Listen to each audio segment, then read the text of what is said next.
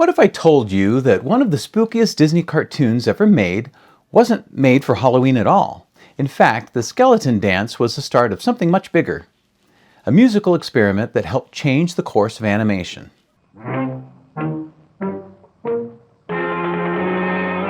This isn't just a Halloween special. It was the birth of the Silly Symphonies.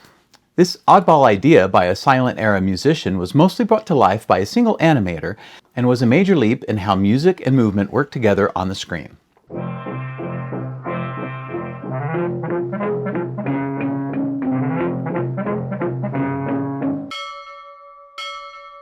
Hi, I'm Dennis, and this is West of Neverland. Classic Disney animation has always been one of my greatest passions, and this is where I get to share those stories with you. Today, we're diving into the Skeleton Dance, the eerie, elegant short that launched the Silly Symphonies and deepened Disney's obsession with musical storytelling, and laid the groundwork for a new kind of animation where movement and music work together in perfect synchronization.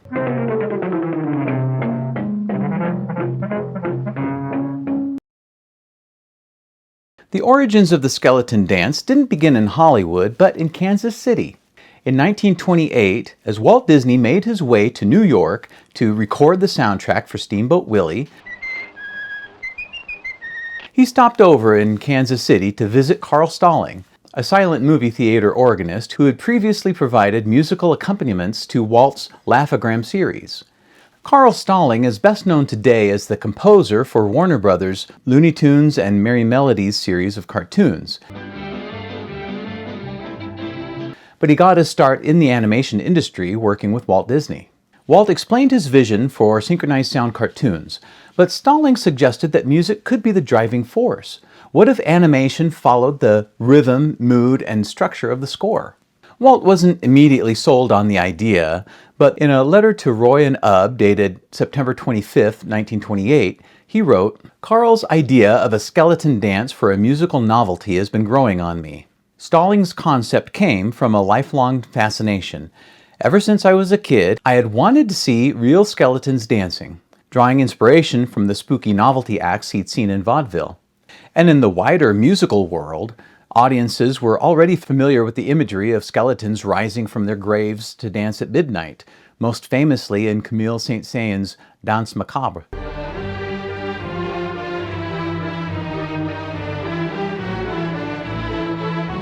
That 1874 symphonic poem tells of death appearing at the stroke of 12, summoning skeletons from the graveyard to dance until the rooster crows. It's a strikingly similar story where the supernatural becomes a rhythmic spectacle.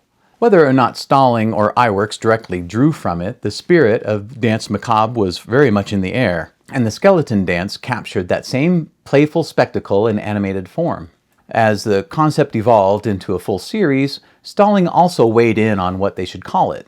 "I suggested not using the word music or musical," Stalling explained. "It sounded too commonplace, but to use the word symphony together with a humorous word." Walt took that seed of an idea and finished it. "Carl, how would Silly Symphony sound to you?" "Perfect," Stalling replied. And so the series became the Silly Symphonies. Ub Iwerks took the lead on animating the short. He insisted on doing it all himself, including not just the keyframes, but the in-between animations. Walt disagreed with this approach, feeling that he was wasting the efforts of his best animator on these tasks, but Iwerks was meticulous, and he wanted the animation to match the music exactly.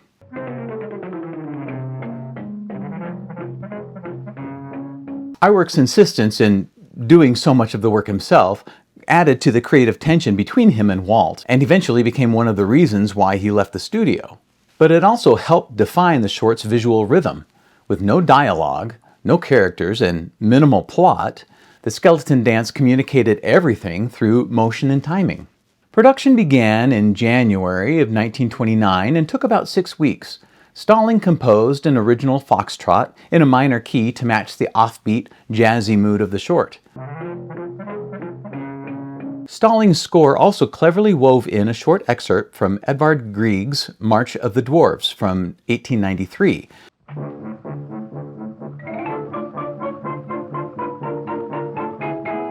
which he used during the famous xylophone sequence where a skeleton plays another's rib cage. It added a touch of classical mischief to the macabre scene.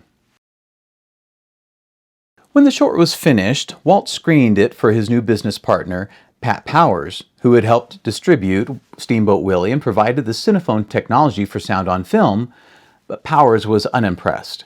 "They don't want this," he told Walt. "More mice." But Walt pushed ahead. He struck a deal to premiere the short at the prestigious Carthay Circle Theatre in Los Angeles. Incidentally, this is also where Snow White and the Seven Dwarfs premiered. There it showed alongside F.W. Murnau's Four Devils on June 10, 1929. Not long after its premiere, the Film Daily offered this glowing review. "This is a Walt Disney short, first of a Silly Symphony series, and an unusually clever demonstration of cartoonatic ability, vastly diverting and worthy of a play anywhere. Even frozen faces will crack under its infectious fun." I love these early adverbs used to describe animation, like cartoonatic. Then came New York. The Skeleton Dance debuted at the Roxy Theatre and earned something rare for a cartoon, a return engagement. The July 27, 1929 issue of Exhibitor's Herald World announced Skeleton Dance returns to the Roxy, deserves honor. It praised the short as a marvelous nightmare come to life, and perfection in the gentle art of timing, noting that it was the only picture of any kind to be invited back for another run. It even made a humorous reference to animator Ub Iwerks, even though they got his name slightly wrong, crediting the cartoon to a chap called Ub Iwerks, who might well have been suffering from artistic DTs when he made it. In early 20th century slang, DTs referred to delirium tremens, a tongue-in-cheek way of saying someone was having feverish or hallucinatory visions due to alcohol withdrawal. The writer wasn't being critical. It was a playful way to praise the cartoon's wild, surreal energy, kind of like someone seeing pink elephants when they're drunk. Like pink elephants on parade? Even more notable was a public letter from S.L. Roxy Rothafel himself, the namesake and impresario behind New York's Roxy Theatre. Published in the Film Daily by Columbia Pictures, the letter praised the Skeleton Dance as one of the cleverest things I've ever seen. "I want to assure you that such productions as the Skeleton Dance will always find a home at this institution. It is, without exception, one of the cleverest things I have seen, and as you know, the audience enjoyed every moment of it. It is one of the few short subjects that have proved a success in this theater, and you can imagine that with the elaborate stage presentations, a short subject must be out of the ordinary to get over." Given the theater's lavish stage shows and high standards, it was a major stamp of approval. For Walt and his studio, the Roxy's encore wasn't just a victory, it was a validation. The Skeleton Dance had proven that even a marvelous nightmare could captivate audiences and critics alike. The Silly Symphonies were designed as experiments, ways to explore how animation could interpret music, not just accompany it. The skeletons stretch, compress, snap apart, and reassemble, all in time with the beat. Bones become instruments. It's surreal, elegant, and absurd all at once. In one of the short's most memorable moments, a skeleton plays a cat like a string bass. It's an echo of Steamboat Willie, where Mickey himself played a similar cat-as-instrument gag just months earlier.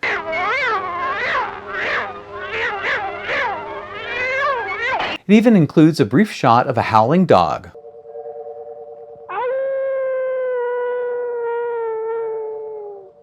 Possibly an early ancestor of Pluto?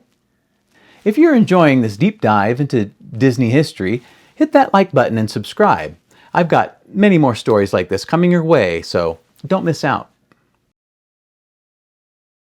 The Skeleton Dance may have kicked off the Silly Symphonies, but its bones kept moving along after its debut.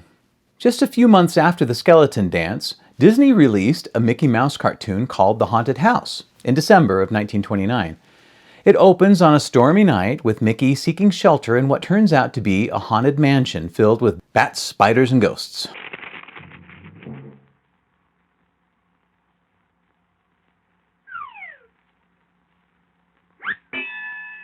Oh my. About halfway through, a cloaked figure and several skeletons force Mickey to play a pipe organ.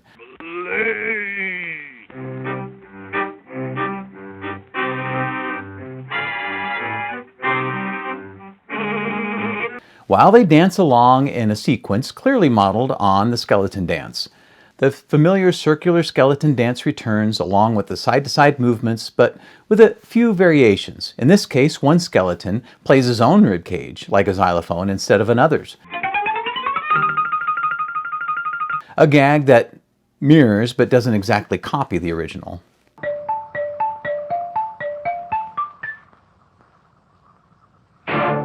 Some of the animation was reused directly, but animator Ben Sharpstein contributed new skeleton material as well. The result feels like both a callback and a remix, tying the Mickey Mouse and Silly Symphonies worlds together through shared visuals and musical gags. The cartoon pushed a few boundaries too, and also a few buttons. State censors objected to two gags in particular. One was the presence of a chamber pot beside a Murphy bed. Subtle, but crude enough to raise eyebrows. The other was more direct. When Mickey tries to hide in an outhouse, he's surprised to find it already occupied by a disgruntled skeleton, implying that it was already in use. Even in spooky comedies, bathroom humor had its limits. That same year, Disney released another ghoulish Silly Symphony, Hell's Bells. This one trades moonlit graveyards for the fiery underworlds, with demons, bats, and a devil dancing to Stallings music. It's darker and more chaotic, but you can feel the skeleton dance's DNA throughout. Despite its historical importance, Hell's Bells has only ever been officially released on the Walt Disney Treasures More Silly Symphonies DVD set, making it one of the lesser-seen entries in the Silly Symphonies lineup. One small piece of animation from the skeleton dance that was reused in a future short was the rooster crowing at the end of the short. This appeared in the 1931 Silly Symphony, The Cat's Out. It's a tiny detail, but it shows how even in the experimental Silly Symphonies, Disney was willing to be efficient where it counted. Finally, in 1937, Ub Iwerks, now running his own studio, returned to the idea of the skeleton dance with the Skeleton Frolic, part of Columbia's Color Rhapsodies. It was unmistakably a spiritual sequel, skeletons rising from graves to dance in time to music, this time with color, more extreme perspectives, and a more frenetic style. It didn't make the same cultural splash as Disney's original, but it shows how deeply the idea of dancing skeletons stuck with Iwerks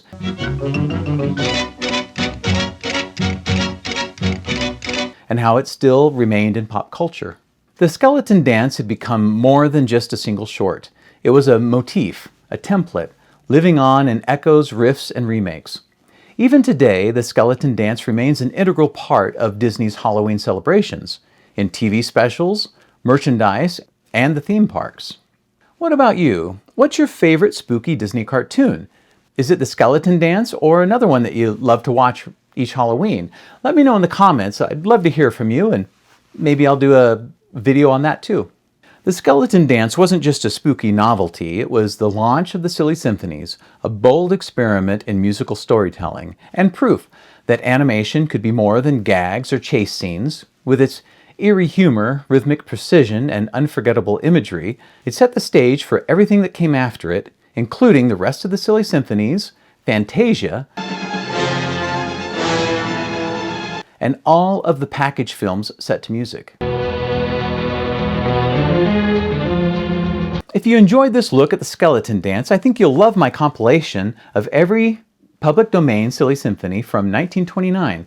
It includes Hell's Bells and other early experiments that grew out of this first cartoon. Go ahead and check it out, and I'll see you real soon.